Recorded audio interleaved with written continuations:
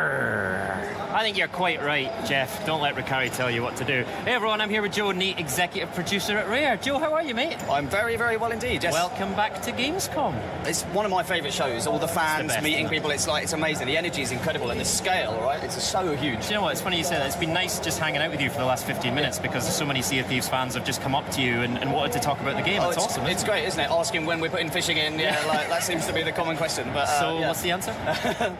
We hear the feedback. We hear the feedback. All right, good. So Cursed Sails has been out for about 3-4 weeks now? 3 weeks, yeah. How's the community been responding to that? Really great.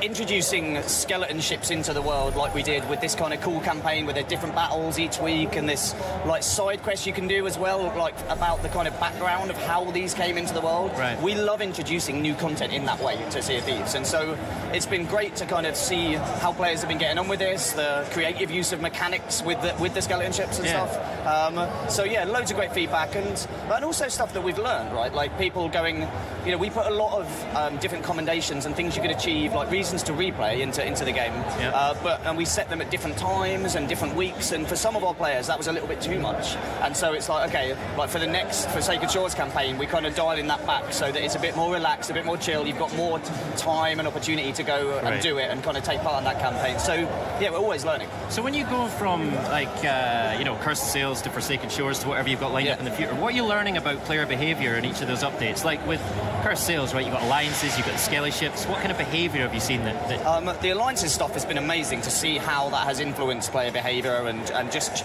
changed the interaction with people out in the seas, because I play Sea of Thieves as a fan, right? I've got the best job in the world. I get paid to be a fan of the game I work on. It's awesome.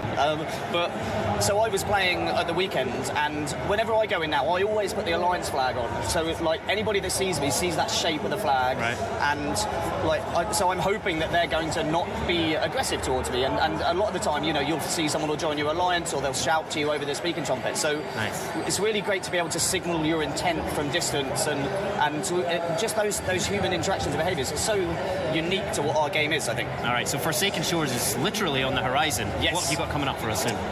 So Forsaken Shores, loads of stuff, right? So I think hopefully we've got some footage that we're going to be showing off around the world, right? And so it's a volcanic world, and it's much more perilous than any other part of the world that we put in. So you're still going to start in the parts of the world you currently start in, and you have to make a choice to venture to the Devil's Roar, which is the name of this area, right? And the volcano's sometimes they're going to be kind of dormant, they're not going to be going off, and but then you might get a little bit of tremors, a little bit of earthquake that gives you a signal that maybe something's not right on the island. It might lead you to now want to kind of maybe hide in a cave or get off the island and back to your boat and wait and see. It depends kind of what circumstances you're in, what stuff, how much loot you've got and everything. But then if it does kick off, you've got geysers which will fly you up into the air. If you're running across the island, you can get pinged up into the air.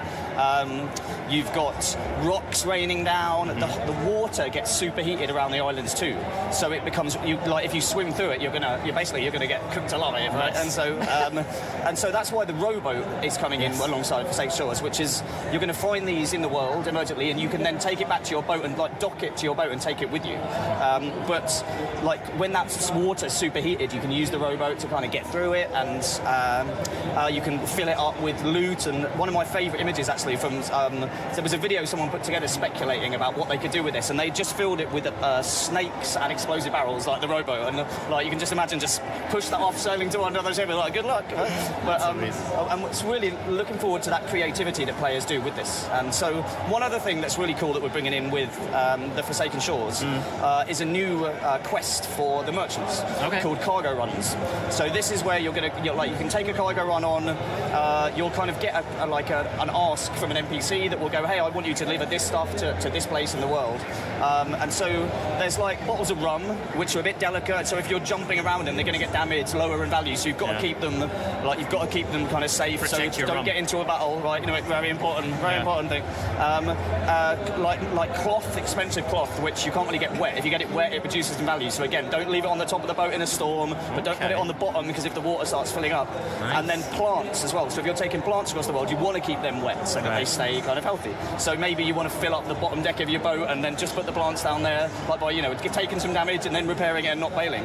So it's going to be really interesting to see that, because I could come onto your boat, see your stuff, and I could do what I wanted. Like, I could start pouring water on your cloth for a laugh, or I could steal it and take it, because I'll be able to know where I need to take that. So wicked. It's like really cool for us to be introducing new ways to play, especially for the merchants, because our data and feedback tells us that that's the one people kind of wanted something new to kind of go and play with and stuff. Absolutely. So, have you got new Buildrat adventures? We do coming indeed, as well? yes. So that's coming after Cursed Sails, and that will be Cursed Crews. So that's where we introduce cursed cannonballs to the world. Okay. So they're going to be found emergently.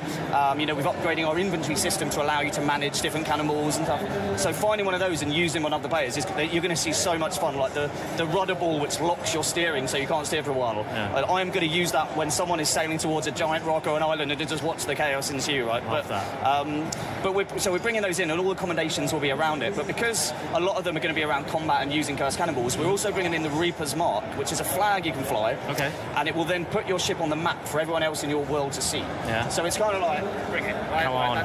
Come on, have a go if you think you're hard enough. Or it could be like the person that does our like loot and lore game show. Like, it's a member of our community that does this game show all the time. Amazing. Yeah. Like, maybe he'll use it to put himself on the map so that people will see him and come to him, and he'll be like, no, I'm friendly. I'm doing a game show. Excellent. So, yeah, it's like... Joe, you've got an amazing exciting Sea of Thieves community as well, you just mentioned there. I know there's someone in your community that you want to give a shout out to on the show, right? Absolutely. So got this tweet a couple of days ago. So Liam, who is 7 years old, has become Pirate Legend recently. And for us to be able to create a game like this, a multiplayer game like Sea of Thieves, and it's a long kind of way to get to Pirate Legend. He has played the game a lot, and so to have a 7-year-old playing an online game like this and have played it for so long and to become a legend in our game, like, kudos to Liam. Absolutely, I think we should both give him a salute. Indeed. Here's to you, Liam. Boom. Well played. All right, Joe, thank you so much. Tell us when Forsaken Shores will be hitting the seas. Yes, so it will be hitting the seas on September the 19th, which coincidentally is International Talk Like a Pirate Day. So Fantastic. it all just converges, doesn't it? So, yeah. Jeff's going to be delighted. Indeed, yeah. All right, Joe, thank you very much for your time, as always, mate. And don't forget, you can play Sea of Thieves right now with Xbox Game Pass. Let me try and get my words out. I think I've been on that wrong. Right, it's going to be tough waiting for Forsaken Shores. It looks absolutely brilliant. Thanks, Joe. And another game I'm absolutely